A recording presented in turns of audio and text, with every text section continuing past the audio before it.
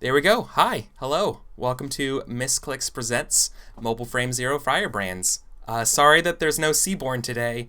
Some sort of crazy random occurrences have taken us, some of our players away. So I was asked to step in and run a one-shot game, and I decided to go with my favorite game to share with you all. It's called Mobile Frame Zero Firebrands, and it's a game about mech anime stuff. So I'm super excited to share with this. And you might be wondering who I am, because I'm not Koibu, right? So I'm Eric. I'm Eric Fulgaris on everything, and I am mostly an indie role-playing game streamer. And this is an indie role-playing game.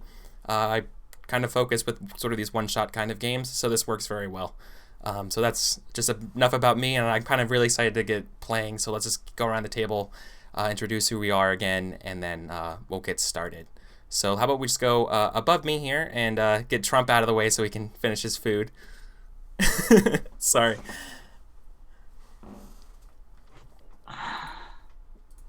Hey, nice to meet y'all.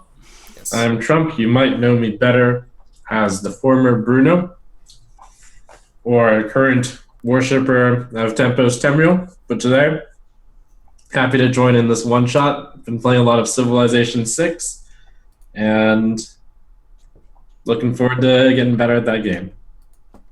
Yeah, that's a great game right now. I've been kind of watching your playthroughs. They're really exciting. Cool.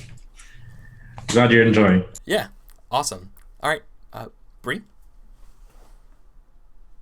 I'm V Parlophone, normally Trellis, but today excited to try the one shot with everybody. And what have I been doing? I've been working on a glass piece that I'm almost done with. Paladin from World of Warcraft that everybody might know is Uther Lightbringer.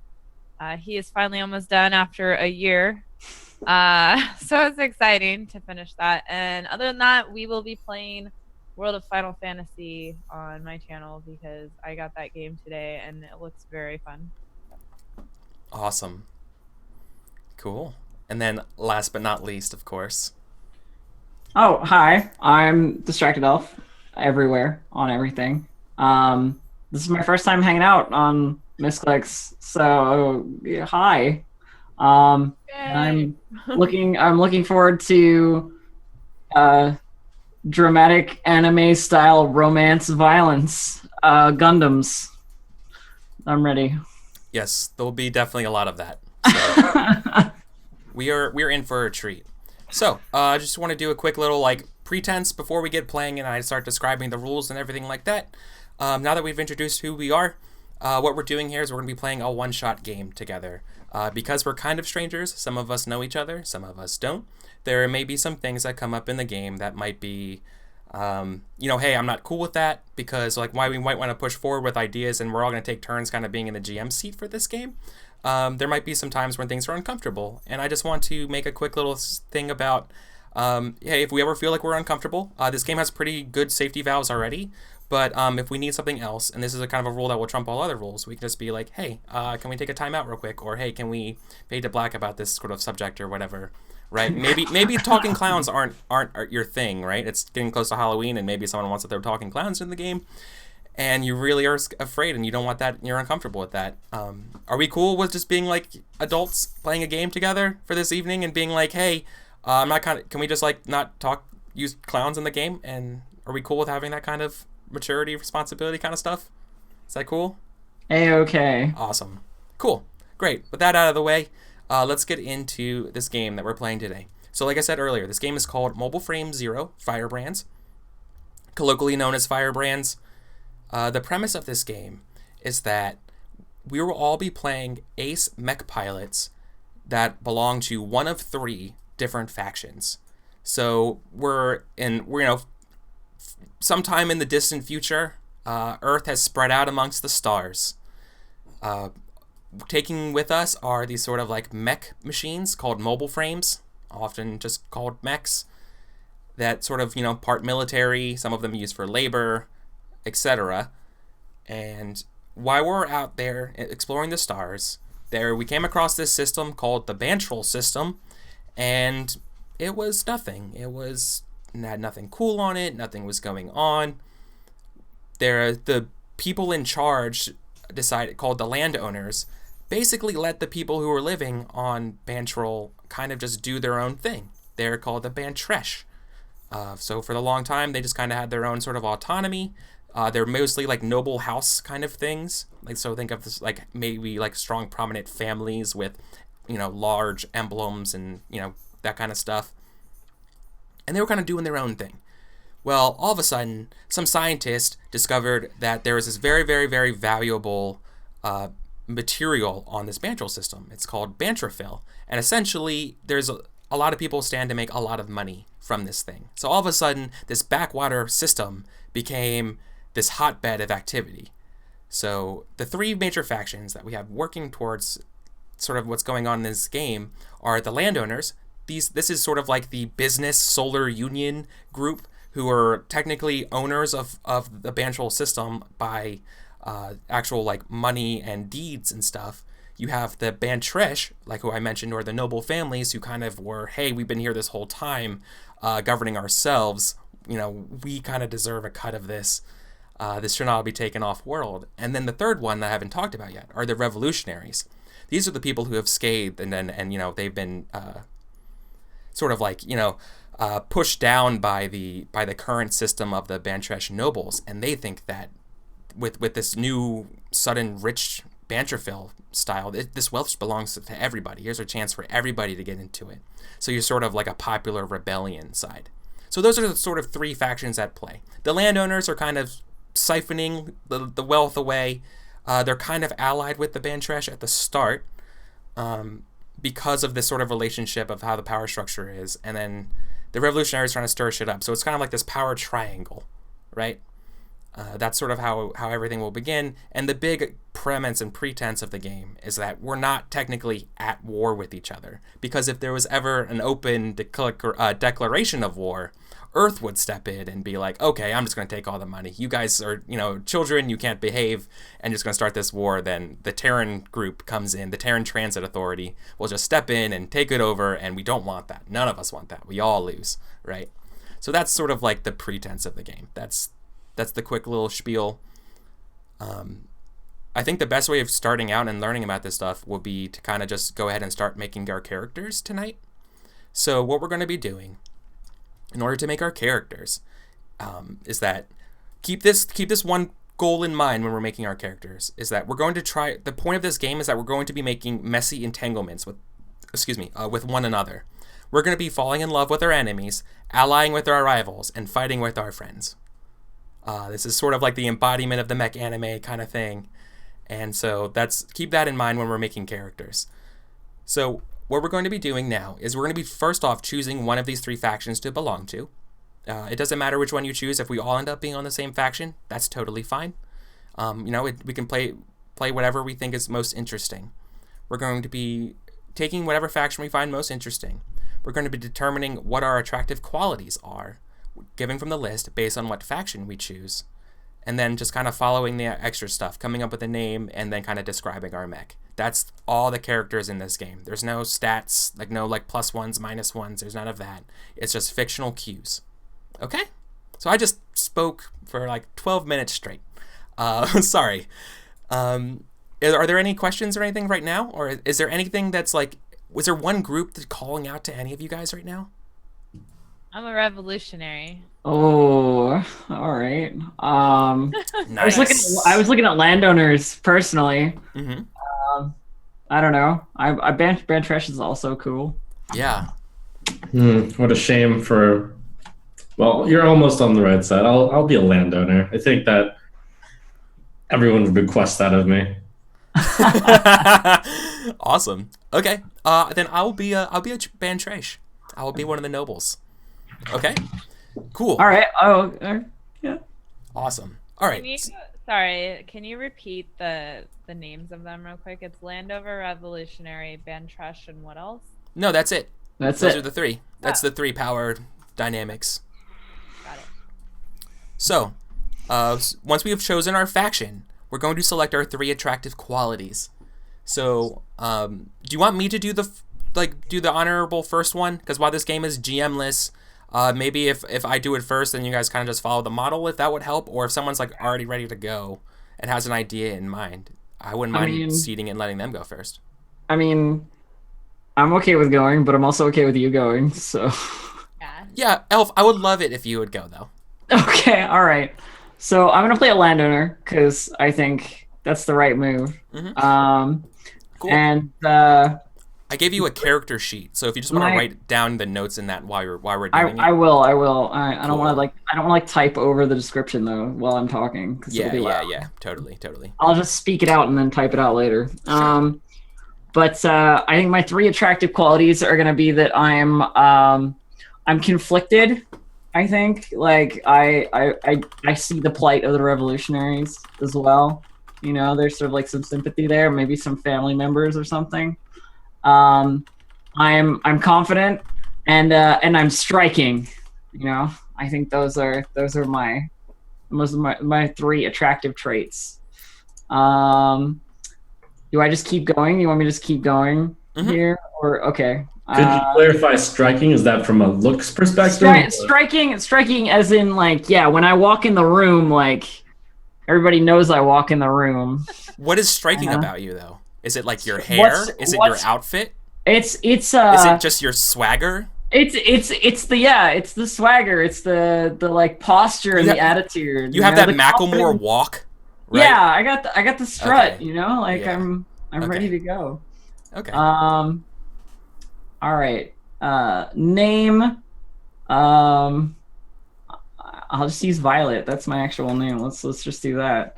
Because I can't be bothered to think of something else right now. Company name. Oh man, company name, unit designation, or squad call sign. Sorry, while she's deciding that, you said there's a character sheet. I'm not seeing this anywhere. Oh, sure. Let me see if this might have been hidden. No, okay. So underneath the little journal entry at the top, on the top right of Roll20, so next to chat and then art library and journal, there's a characters menu. And there should be one for you. This is just for you to write down your notes. Like I said, there's no stats or anything like that. And then when someone else is going, if you want to find like a picture of what your character looks like and put it in there, that's cool too. Whatever you want to do. If it's easier for you to just keep it like in your head or in a notepad, that's also fine. I just made that stuff to try to make it convenient. But if you have a more convenient way, go ahead. Okay, what else do I need to do? Sorry, I've never had this in Roll20 before, so. Oh, no problem. Ooh, so fancy. It is upgraded. So company name, unit designation, and squad call sign are the only things left to me, I think. Oh, and my mobile frame. So company name, I think it's gonna be Kobold Company. So Kobold Company, unit designation 003. And squad call sign will be like red 1 through 9. You know, like squad. Red. So you like red leader? Yeah, like red leader. You know. Red leader of Kobold. Okay. Not Kobold Company. Red leader of Kobold Company. And your name's Violet. Yeah. What is do you want everybody from me? Here's a question: is everybody in your company everybody named after in a the color company, of a shade of red or purple? Colored name, exactly. Okay. So cool. We've got a lavender, we've got an indigo, we've got a you got the hottest one of the bunch named Crimson. Yeah, of course. Totally. Except and my mobile frame. I mean, it says it's like a high-end military model, so. I mean, that's what it's going to be, you know? It's played out to the nines with all the latest tech shining and, shiny and polished straight from the factory line. And yeah, there you go. There's my character. Yeah, awesome. Violet, landowner. Yep. Violet, landowner. So if you could, go ahead and write Violet and then write landowner in Roll20 you got it. Where your name is. If in parentheses, that'd be cool. So like under the gear tab where the display name is, just so we can all see it. Cool, awesome. All right, does somebody else want to go? Is there a list of attributes or where this stuff is that you pick from? Because I'm not finding it. I'm sorry. Yeah, sorry. So it's on the screen. that we're looking at right now, it's underneath each faction. It's like midway down each faction. So, like, for example, you were looking for a revolutionary one, right? Yeah, so I'm under IC Games, Solitaire, Animated Decrement. Oh no, it's there. It's there actually under the factions folder, but it's also on the actual Roll20 screen. Here, I'll ping it for you. Oh, here we go. Okay. Yeah, this is the far right one. So what you'll be looking at is the 3 attractive qualities from like charming, dashing, devoted, down to earth, funny, generous, idealistic, inspiring, kind, and resolute. Oh, okay. Thank you. Mm-hmm. Cool. Trump, do you want to go or should I go? Or Yeah, sure. I was thinking about going. I'm going to be orange of the landowners. Let's see. My 3 attractive qualities are confident, educated, and thoughtful. That's my name. My company name is going to be of Seneca. So we're another. I love that we've already got a theme going here. We're another company in landowners. My unit designation is 1, I suppose. I'll be the leader of it. Squad call sign. We'll be Squad Uranium. Squad Uranium? Nice. Yeah. Oh, that's My cool. mecha is going to be a really lavish, very gold-plated, shiny. Maybe you kind of got me on my inspiration. I'll try to emulate Uther and its shininess. I'll use a big hammer on my mecha. Oh, nice. So, Cool. Okay. All right. I think I have mine, but I want to hear what Bree. I want to hear what you want to do. I would love for you to go. Okay. Sure. By the way, Trump, if you could go ahead and write down orange and then landowner as well in the set character or display name in Roll20, just so it shows up on the screen as well. Thanks. Okay. So I'm going to be playing a Bantrish. Like I said, they were kind of like the noble houses. They're the aristocratic families that have been living on this system or in this system for forever. And now that the rich landowners are trying to take over, and we have to kind of give up our rights and stuff that we've been, and our pleasantries that we've been, our autonomy that we've grown to love so much over the years. So I think the 3 attractive qualities that I'm going to take cultured, passionate, and strong. And my character's name will actually be see, I already had a name and now I just forgot about it. Ulf, like ULF. So I'm going to go with like a Nordic kind of theme for my guy. And ours will be the rock, like the giant bird that's like with lightning, as sort of like the symbol of my clan. In fact, we are the clan, and we are sort of like the mountain nobles that live up in the hills, right? Up in the like the large. I'm thinking like a giant, majestic, sort of like like the Himalayas, essentially, like one of the tallest land masses on Bantrol proper. So, I guess I have to come up with a family name as well. I think I'm going to go with Ulf. I think Stormborn makes perfect sense for being on a mountain. So we're going to be the Stormborns. And like I said, our symbol is going to be like an emblazoned like eagle with lightning, essentially. And yeah, so then my mech will be very much like a... You know what? I kind of like the idea that while I'm like a big, strong, like classic Viking looking guy with like a long beard and like the top knot kind of thing, I think my mech will be actually like feminine and kind of have like a Valkyrie kind of appeal. So it has like large kind of like wings with kind of like that shape out to have like rockets or whatever. And I throw like lightning javelins. I feel like that's probably, Sweet. yeah, I feel like that's going to be what my mech is. Yeah, I like the idea that like I can like get charged up with like lightning too. Like that's a thing that I can do. So yeah, I'm totally going all in on like the lightning Viking thing, but the twist that all of our mechs are feminine looking.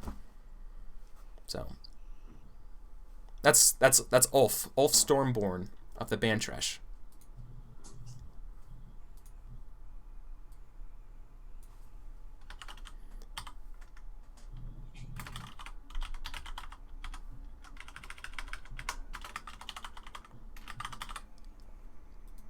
Okay. V, are you good? I am. Yeah, I'm gonna try this as I go. When you say color, where if you guys were picking colors? They were picking colors Oh. because they're the landowners, and they were just going with that. You can do whatever you want as a revolutionary. Okay.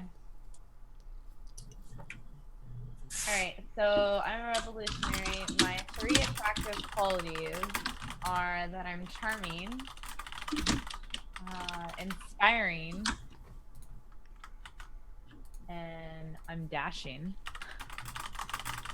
Or actually, no, sorry. Charming, inspiring, and idealistic. Nice. So you're like a very like powerful, charismatic leader kind of person. Cool. And I inspire others to follow Yeah. me. And of course, charm my way through life. Okay, and then a name. My name is Arya. Is my name. Cool. What do I do? The professional occupancy of your daily life. I'm a crafter. So I craft everything. From swords to bows to anything that somebody needs made, I can make. Awesome. So you're like, yeah, okay. So you're kind of like an all-around kind of crafter. You're just a maker of things. Yes, I can make anything. I can cut anything. So if you bring me something, I can pretty much craft whatever you want. Cool. So then is your mech something that kind of like helps you craft things? Like, is it like a labor mech that helps you? Mm-hmm. So it can produce any tool that I need to be able to craft anything that I want to make. It can also produce stones, any kind of stone as well. Cool. I like that. That's a cool touch. Okay. Cool. Now that we have our characters, the next thing. Name anything else? Oh, did you? No. You just did you named your character Arya, right? Or Arya. Actually, I'm gonna name my character Saphira. Sorry. Saphira. Run it mine to Saphira. Yeah. Okay. Cool. Just go ahead and change your name on the display name in Roll20. And then I feel like you've probably already wrote down the notes of what your descriptions were and that kind of stuff already as well. If it helps as well as sort of just an indication, otherwise we could just kind of like let this come out and play if you don't know or if you're just not really that interested. But like because relationships can be a thing in this game, if your character has like a sexual orientation of any kind, if you wanted to flag that immediately right now, just so we would know, that's fine too. But if you don't know or it doesn't really matter and you just play it by ear, that's completely fine too, and letting things, whatever happens. Because this game does have romance, but don't worry, it's nothing, X-rated or anything like that. Like any good anime. Exactly. We have to let it reveal over time where the romance lies, at least in my personal opinion. Yeah, we're gonna let the ships build in chat, so we're looking for the best ships.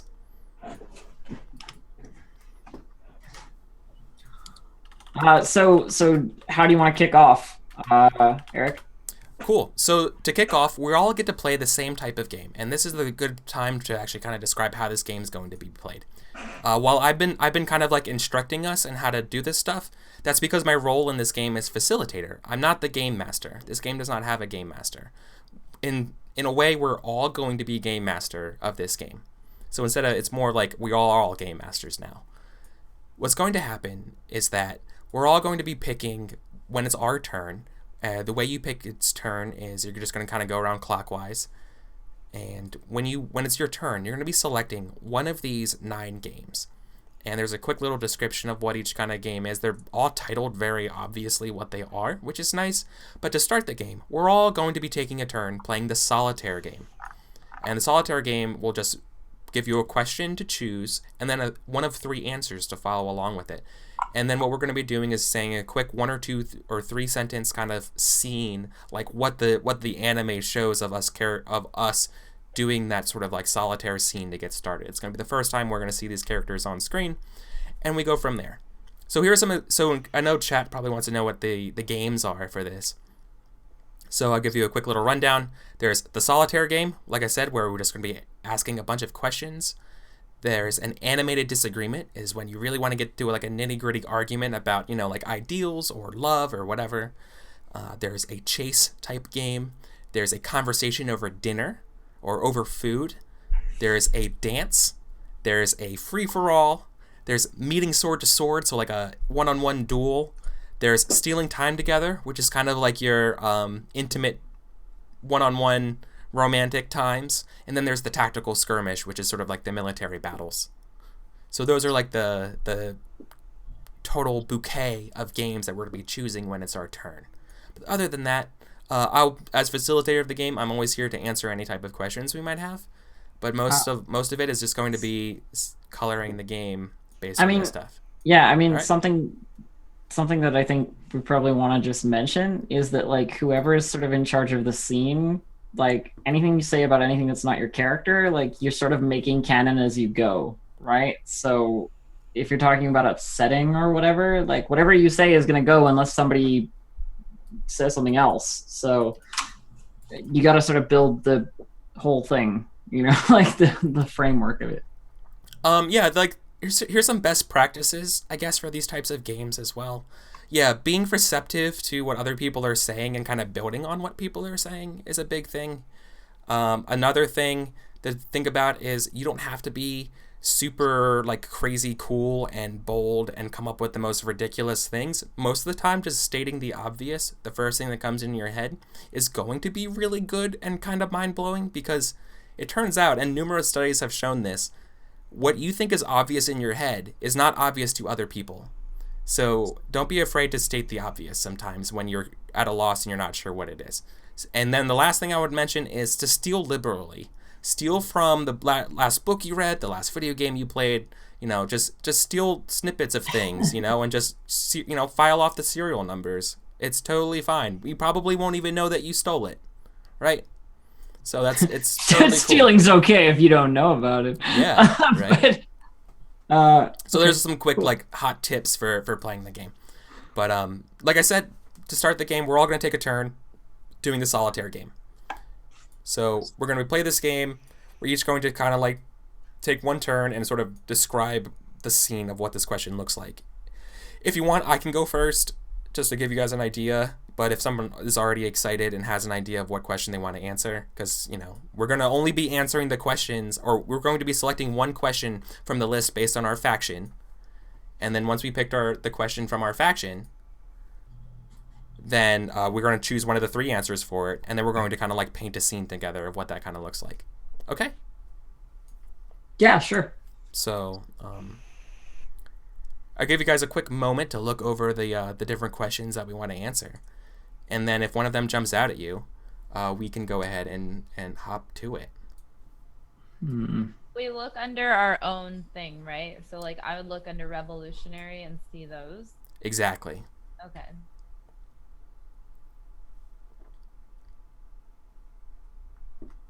And chat brought up a really good point. If it's important, if it's unclear or whatever, do you have a specific gender pronoun for your character? He, she, they, whatever. Let us know as well if that comes up, right? Thank you, chat. That's really good. I think I got a question and answer that I want to look at, but if anybody else wants to take the reins, you're welcome to do so.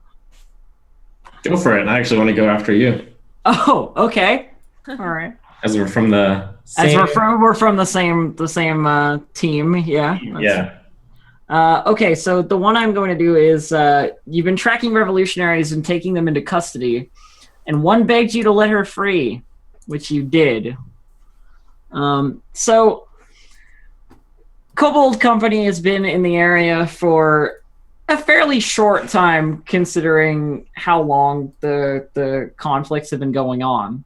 You know, Violet herself has only been in command of Kobold Company for the last month and have been trying to drill everybody into good shape. And they were sent out on their first mission to capture a rogue group of revolutionaries who had been spotted trying to steal some of the what was it, like Banterfill or like Ben something, the what is it, the object, Eric, what's it called in the setting? It's called Banterfill. Okay, trying to steal like some of the Banterfill from one of the local refineries, and we were sent to deal with them, and even though most of the Kobold Company is like raw sort of recruits and they're just getting used to working as a team together, managed to just sort of hold on, and while a bunch of people escaped, we managed to capture one of the revolutionaries because her mech was literally just not able to start. Like, she couldn't get it to run. It wouldn't like start up once they'd gotten out to like load the Banterville.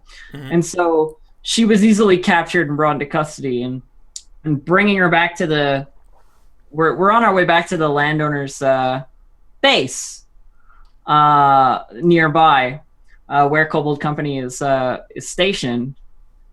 And as we're traveling, she's this revolutionary, a girl who looks like your typical mechanic, dirty clothes, grease stains, like, bandana around her neck, is pleading or not pleading so much as just like quietly asking Violet to like let her go, please. Like, I won't do it again. Like, I'm really, really sorry. Like, it's not my fault. Like, they told me to come and I knew it wasn't gonna work. And then, my big brother said that we should go because we've got to support our family. But I was really worried about it. And, she's getting very upset. And there's sort of a flash of this like sympathy, this sort of feeling of like, well, my family, have been in that same position. I've had, my sisters have been in this place where like some authority has like come in and taken what belongs to them.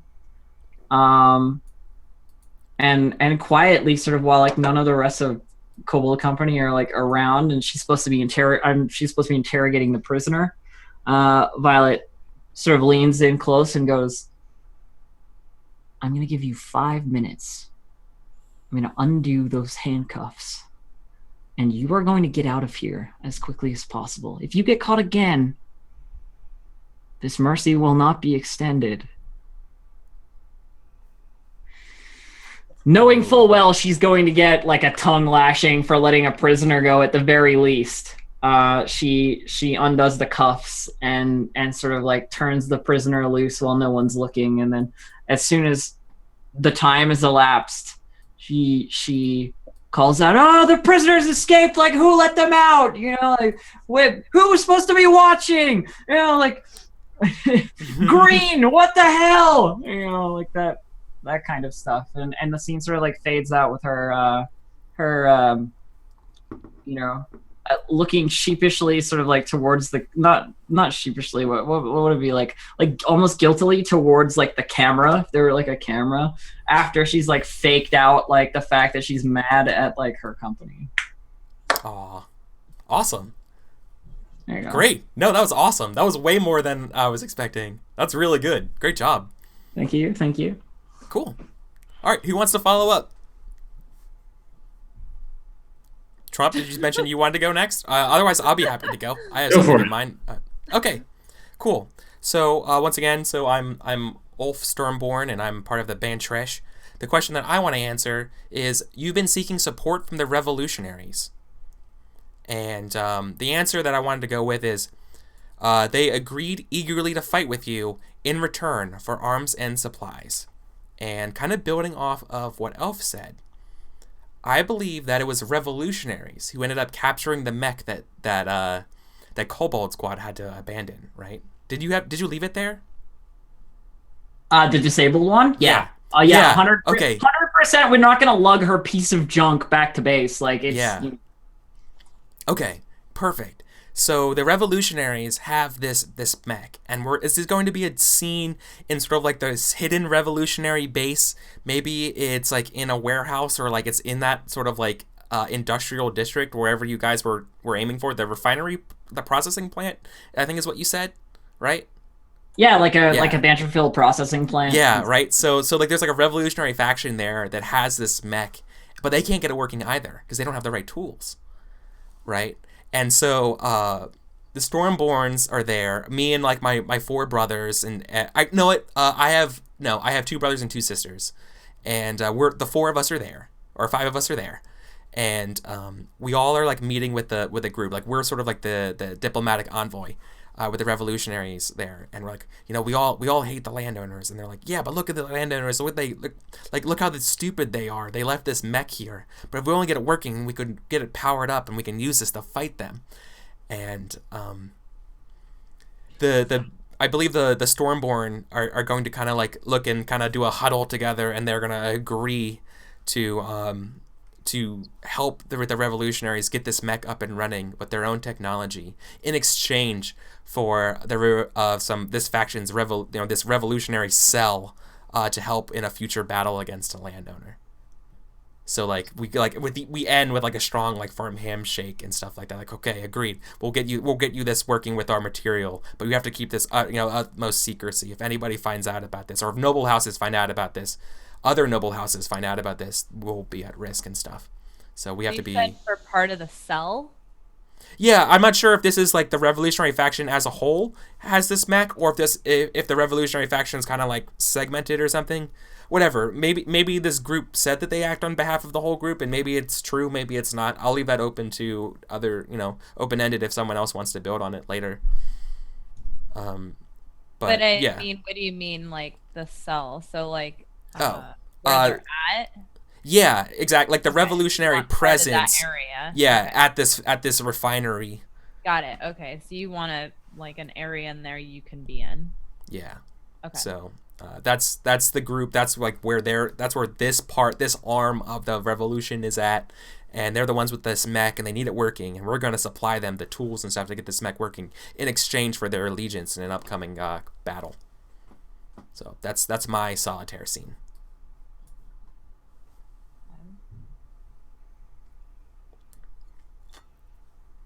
Who's next on the chopping block?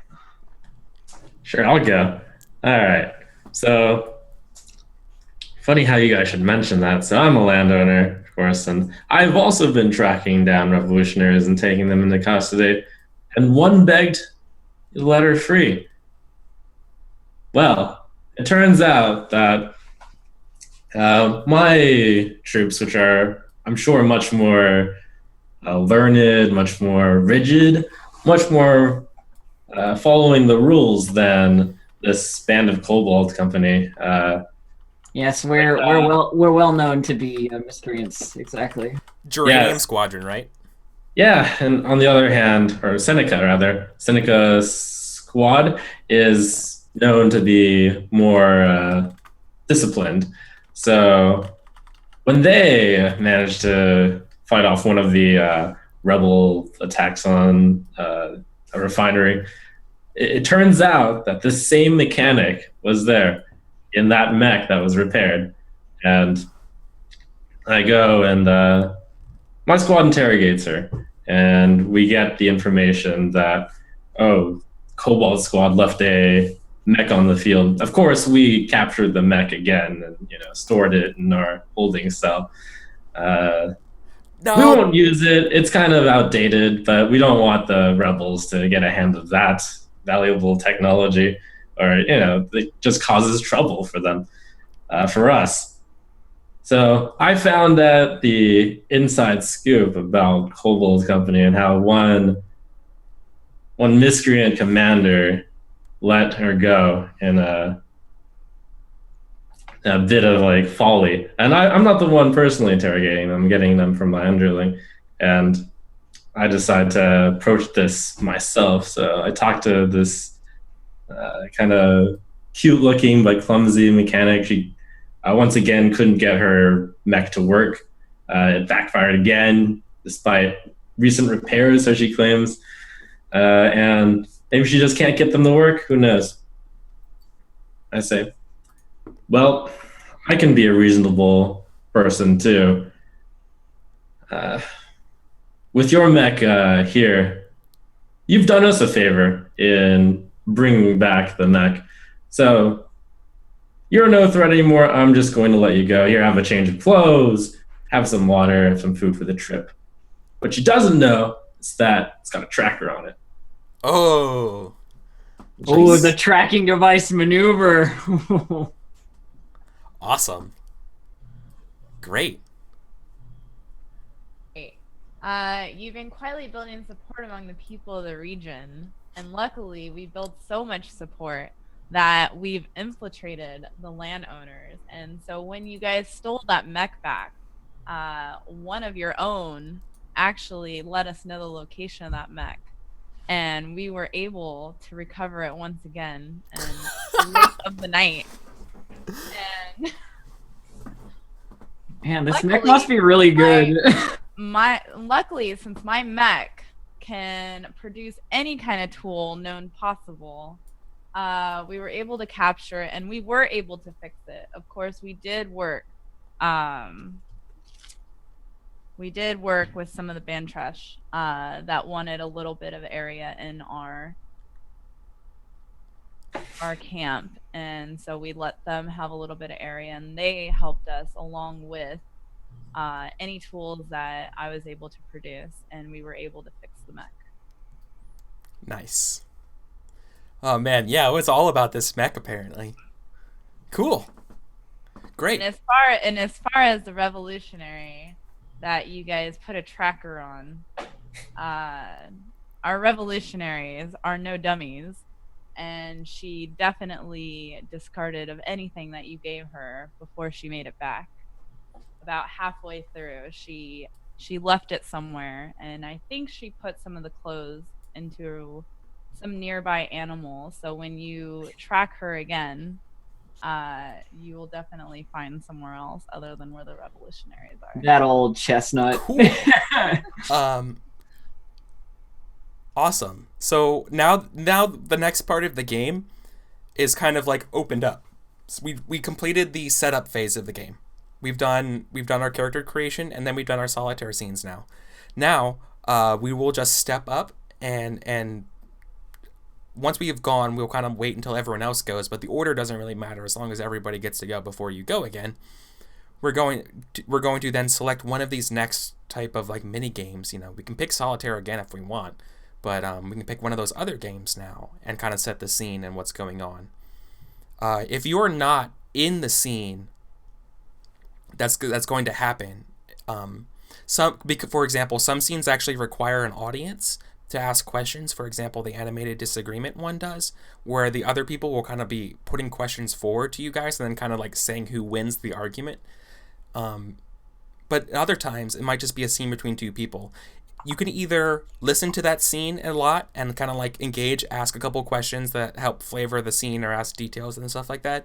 Or if you're not involved, you can actually quietly play the solitaire game again, because every game that goes next that will then include you asks the questions, what has somebody heard of you? And then what you can do is just kind of do a quick little like 1 or 2 sentence recap of what your solitaire scene said. So like, oh, you heard a rumor that I was training troops or something like that for this upcoming thing, or if you want, right? So there's a way to be engaged if you're not actually in on focus and on camera. Okay. Sweet. I have a scene that I want to do if that's cool. Building off of exactly what V said about leaving the tracker somewhere. I think we might see, like, before this, like, this is the setup to this scene. I think that the Stormborns are going to meet with the revolutionary people who want to dispose of the tracker, and instead I'm like, no, this would be perfect for an ambush. Our reconnaissance says that that Seneca Squadron, they will never stand for this. They're too honorable. They'll have to come get this. It's too good of bait to give up. So I think the scene that I want to do is I want to do a meeting of sword to sword with Orange. And I think what's going to happen here is that this is the ambush. You guys come to investigate the recon thing, thinking you guys are sneaking up. You end up getting kind of counter ambushed. But like our Valkyrie mechs are like not as good as yours, so we have to strike fast and strike in sort of like this advantageous position. And for purposes of this scene, I'm going to decide like we can work on this together. This doesn't necessarily be me dictating how this is going to go. My idea is that like this is just kind of like the battle's kind of going on around us, and just you and I end up doing like the showdown right now on like outside of this refinery place, right? Or like in like the woods, like, you know, I'm thinking like a very natural landscape, sort of like a alpine forest kind of area, and we were like in the rocks or whatever, and you guys like flew in, and then like we countered. And how's that sound? It sounds good. Cool. Okay. So we're gonna be in our mobile frames, right? Not in ourselves then. Okay. Because then if we're in our mobile frames, being killed in this can mean that just our mobile frame is damaged or destroyed, but we survive. Okay? Okay. So what's going to happen is that we're going to be taking turns leading, asking these questions. If you want, I will bring us over here to, I'll bring us over to sword, but the questions are also in the handout section of meeting sword to sword as well. And the way it's going to start is that to open the duel, ask a leading question. The better with the sword begins. If you don't know who is that, then we throw a coin. I think that Orange is better with a sword. I definitely think that the professionally trained soldier is better than you, yeah. Yeah.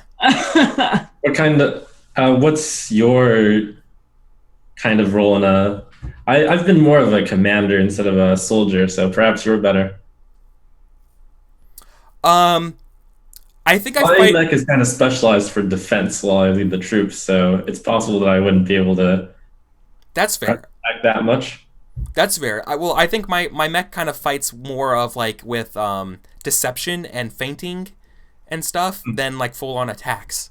Because like sorry, what's up? Oh, I was just gonna say, Trump, if your mech's like for defense, what does that look like? Like, what is a defense mech? Like, Well, it is not only does it have a really big shield, which can block lasers and whatnot, or gunfire, but it's very heavily plated, so that deceptive attacks might be able to get through, but they would have to be really pointed in order to do damage. Otherwise, I just have generally like a wall everywhere.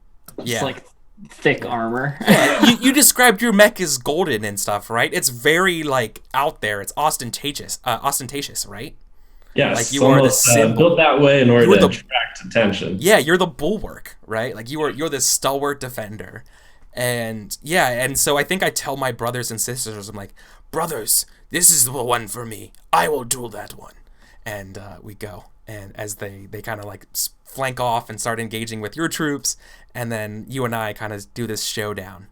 So we can't really decide on who actually is the better swordsman. So let's roll here. Let's roll a d2. I'll take one. You take two, and then whatever roll 20 says, that's the better swordsman.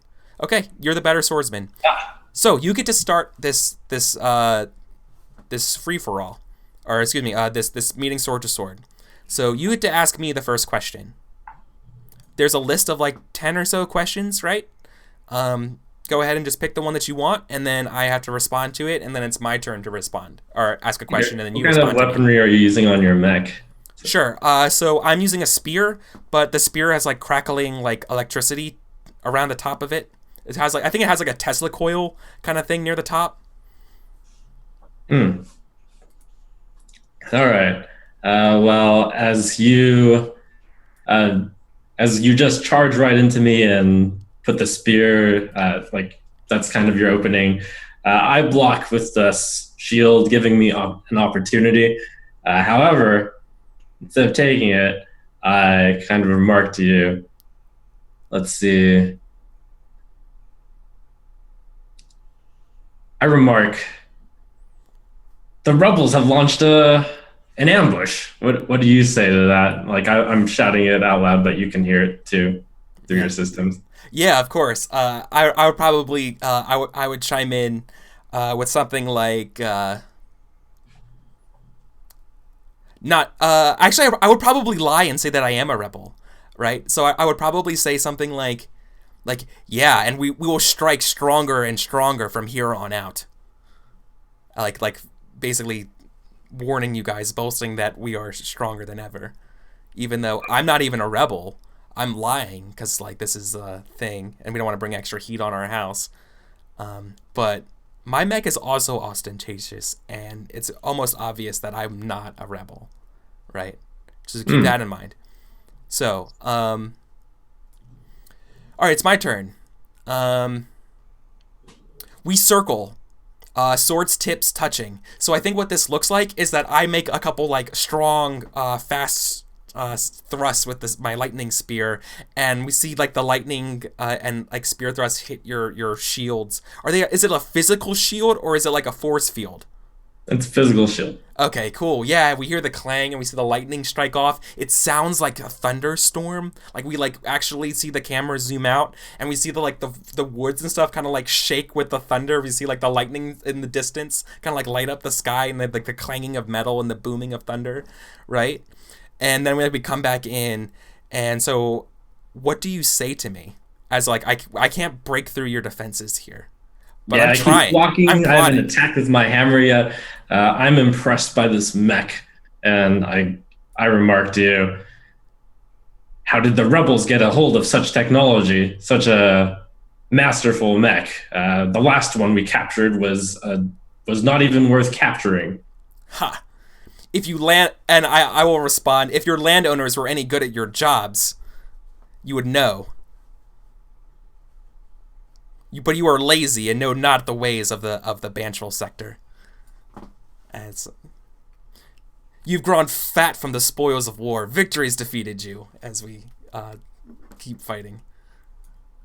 Now it's your turn again. Let's see. I pretend to falter and. Like, finally, I'm going to, like, kind of act like my shield broke, and you have a moment to strike. Do you want to take the frontal attack right in? It looks like, you parry the shield off, and, like, you can strike. Of course I don't. Of course, like, I probably, I do, like, a fainting strike or whatever, and, like, because, like, we've been fighting forever, and I'm trying to figure out your patterns, right? As, like, a fighter, we're learning each other's moves, and then I trip you up, and, like, you end up falling on your back, right? And then I'm, like, standing over you, my spear is, like, you hear, like, the buzzing of the spear, it's, like, lighting up your cockpit, right? And, I say, I won't destroy you here. I would probably just say, go home, leave this sector. This is not your place. Like, leave you on the kind of the ground, kind of stunned, right? I might, like, disable your, like, shield or something like that, and then fly off to join my comrades fighting. But you obviously could, like, still fly and limp away, but, like, you can't use your shield or whatever. Remind me about the history of rebels here. Like, so the rebellion doesn't like either the nobility or here. Like, what do like we know about them? I mean, like, the overall goal of the rebels. Information-wise, as far as we have like already fleshed out, it's like what? Like, the nobles are the people who are here to start. The revolutionaries are the people who are here to start who aren't nobles, and then we're the people who like own the sector, like, yeah, according to the law. Think of like colonialism, right? You guys are the imperial force, the landowners who kind of technically have the more might and power to own everything. But you guys kind of didn't care about this land because it wasn't valuable. So you left just the people who actually live there in power, indefinitely, a la the band Trash. And then you also had this sort of like undercurrent of rebels who already don't like the band Trash, who are trying to have a more egalitarian lifestyle. And then with the introduction of Banterful being so, it's such a high valuable product or a commodity, the revolution now is trying to like use that as like, hey, if we can control the Banterful, then the wealth can be distributed to everybody, and sort of like using this kind of economic conflict to their advantage as well. So that was kind of like how the relations work right now. Yeah. So basically, the landowners are like technically the most powerful right now. If we weren't playing the game over time, the landowners would just get their way. But with the wild card of the revolution, basically, there's a chance to ally with each other and kind of have a rebellion, insurrection against the landowners, and that's kind of what we're exploring. So you would have landowners would have a pretty good knowledge of the band Trash. Like, I guess it depends. Like, if you guys not are just too much of the rebellion. Yeah, right. It depends on how much you read the mission logs and stuff like that. Right? The rebellion people are the unimportant ones, according to like what I figure in terms of like knowledge wise. Like, noble families, it's like, okay, noble family, super pointedly rich and powerful for whatever sector.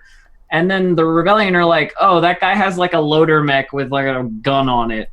Like, who cares about that kind of thing? So specifically knowing revolutionaries is probably a little bit less. I don't know.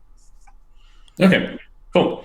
Well, I'll let you get away. In fact, it was Devious Trap that you didn't get into, because when you knocked me down, my mech has a ability to like focus all defense on a point, and that's why I let the shield break, and you didn't take the opportunity to strike. I was going to hit you with the hammer when you came in.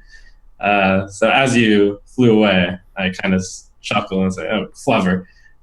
Maybe he recognized it when you probably didn't. No, I'm just arrogant.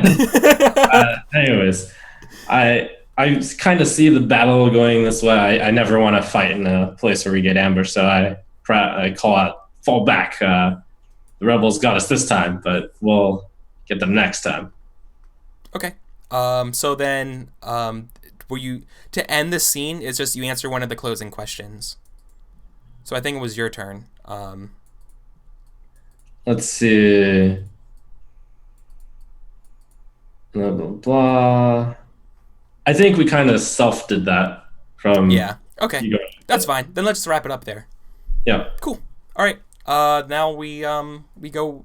Someone else takes over, and they pick one of these games to play. But actually, we're getting to the top of the hour, though, so I think we should go ahead and take our first break, and we'll be back in 5 minutes with more Mobile Frame. Okay? Cool. All right, thanks, guys. We'll be back in 5 minutes.